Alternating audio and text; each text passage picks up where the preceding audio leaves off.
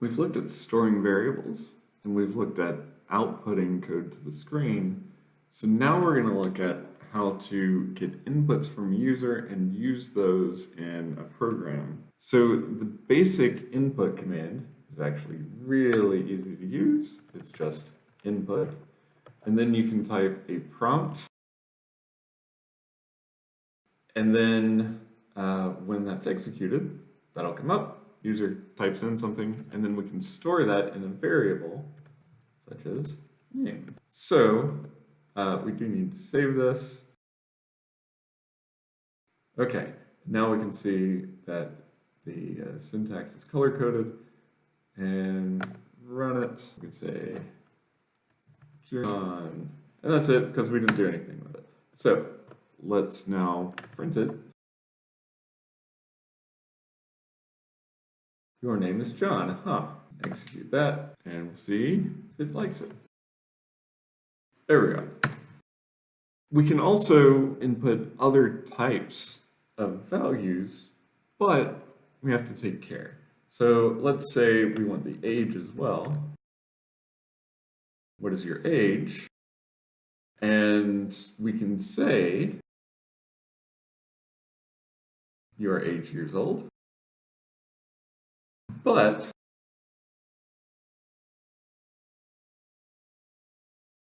if we look at the type variable age, it's still a string. So even though it's numerical characters, it's a string and not a number. Now we can fix that. When we look at the type of the variable age, it's a string and not a number. And that's going to be a problem if we want to do some sort of calculation based on the age. When you use the toTimes command for a string, it's not multiplying anything. Instead, you're getting a doubling of that string. This is probably not what we want to do. So we need to tell Python that we want this age variable to be interpreted as a number. Now, what we can do is convert that age into an integer or float or whatever type of numerical value we expect it to be. So we can say age is equal to int of age. And now the new value of age is an integer, and when we multiply it by 2, it behaves like we expect it to be for a numerical value. But what if the user is malicious, right? I can enter any string for a name, and it's fine. But if I enter a non-numerical value for the age, it can't interpret that as an integer, and we're going to have an error. Now, you can do that. You can try to instruct the user as to the correct use of the prompt, and perhaps that might guide your clueless user, but you might also attempt to prevent an error from occurring. And you can do that with a try-catch notation. We can say try, put age as an integer, and we can put this line here.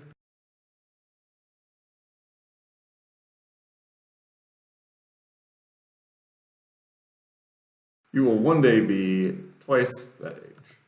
Okay.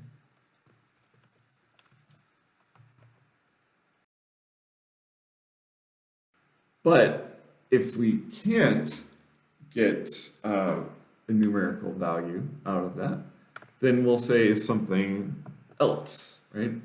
It tries to turn it into an integer.